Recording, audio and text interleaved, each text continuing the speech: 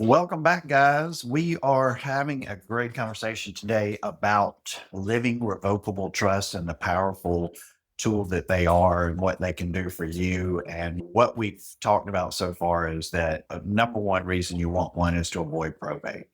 Probate is a pain, probate costs money, probate is a public matter. All of those things can be easily avoided by establishing a living revocable trust and going ahead and going through that process, which is not as complicated as you think it is.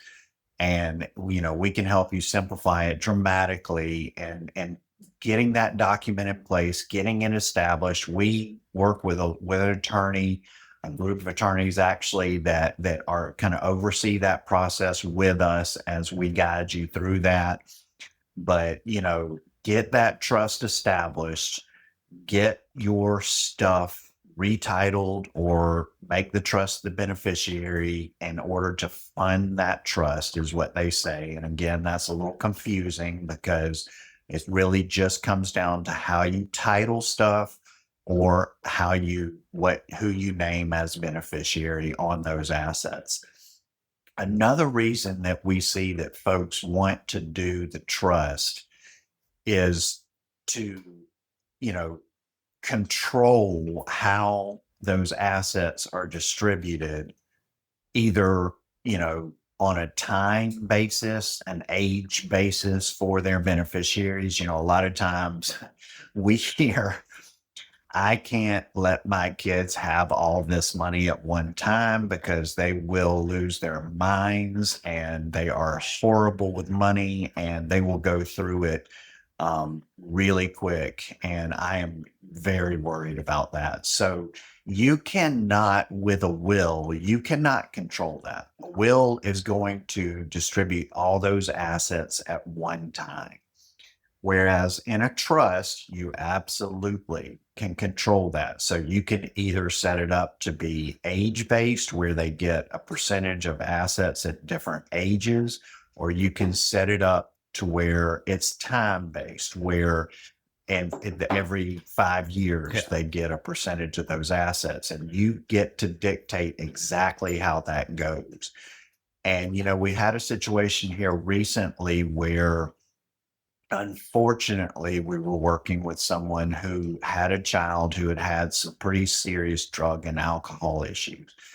And, they asked us, hey, is there any way when I establish this trust for me to not only, distribute those every 5 years on, certain percentages, but to also have it in the trust where they have to pass a drug test or an alcohol test, to where they would have to be clean for at least a year or 2 years before they could receive that distribution. And yes, you can do that in a living revocable trust. And unfortunately, I hope you're not in that situation. I hope that all of your kids are happy and healthy and don't have those kind of issues. But the reality is some do. And so you need to know that that can be done in the living revocable trust.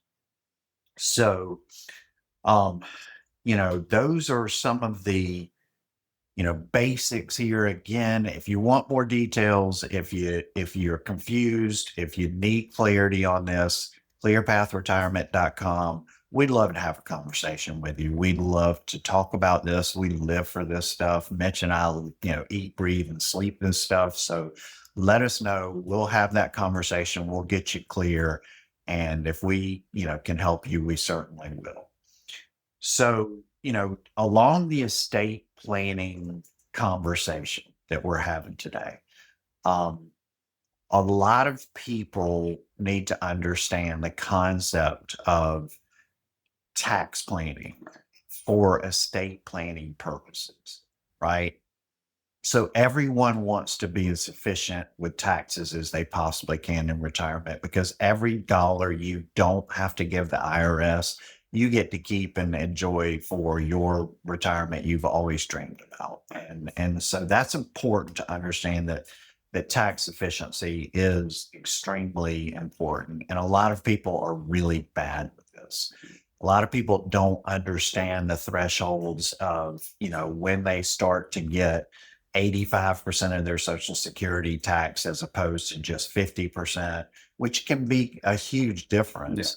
A lot of people don't understand things like IRMAA, which is, again, your Part A that you paid into for Medicare all the years you were working. As long as you work for 10 years and earn 40 credits in the system, you're probably, you've paid enough into the system for Medicare not to pay a premium for Part A. You've already paid that. But what a lot of people miss is that Part B premium is income based. And, if you make too much money, then you will be charged a higher premium than most Americans on your Part B when you go to sign up for Medicare. And the way that they determine if they're going to charge you that higher premium is they look back at your taxes every year. They look back 2 years. So when you go to sign up for Medicare at age 65, they're looking at your tax returns from age 63. And, if you did, we do a lot of Roth conversions for folks, and that is a very powerful tool for tax efficiency. If you did a major Roth conversion at 63 and didn't understand that all of that money that you converted, all that money that you pulled out of an IRA, went ahead, paid the taxes on, and moved over to a Roth so it could grow in a tax-free environment, and you never pay taxes on it again, which is a good strategy, and we've done a lot of those. If you didn't understand that that was all considered income in that year that you did it, and that just added to your income for the year, and then you get to 65 and you're signing up for Medicare and they tell you, oh, by the way, we looked at your tax returns from 2 years ago, and your Medicare Part B premium, instead of being $202 a month, which is what most Americans pay, is going to be in that, $500 to $600 a month range. That can catch you off guard, and that can be a real problem. Getting back to Roth conversions, Mitch and I have, Roth conversions are extremely powerful tools. We've done some doozies lately, and it's unbelievable the power of the savings, and not just that, but it's a very powerful estate planning tool, because a lot of clients tell us, I want to leave my kids tax-free money. I don't want to leave them taxable money, because then we have no idea what the tax rates are going to be when they inherit that money. And we just asked at a workshop we were doing this week, does anybody here who thinks taxes are going down in the future? And, every time we ask that question, we get the same answer. There's no hands coming up. And so we all think that taxes are probably going up in the future. I don't have a crystal ball, but we certainly you'd have to think so. We have to think that.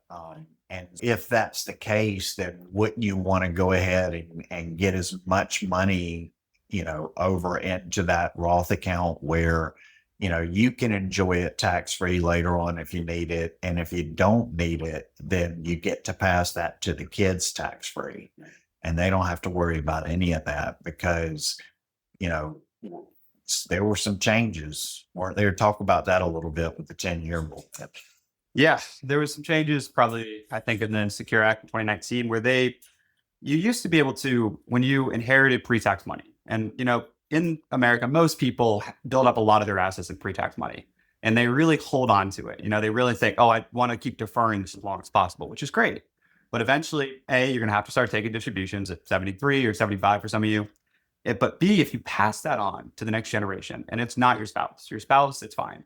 But if it's not your spouse, they have to go ahead and take all that money out in 10 years. And what we always say is, what's the most likely age your kids are going to inherit money? It's generally average life expectancy is late 70s, early 80s.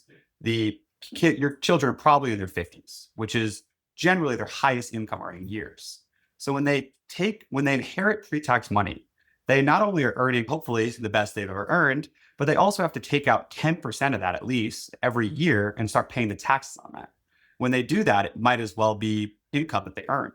It adds right on top. So now it's kicking the rest of their taxes into a higher bracket.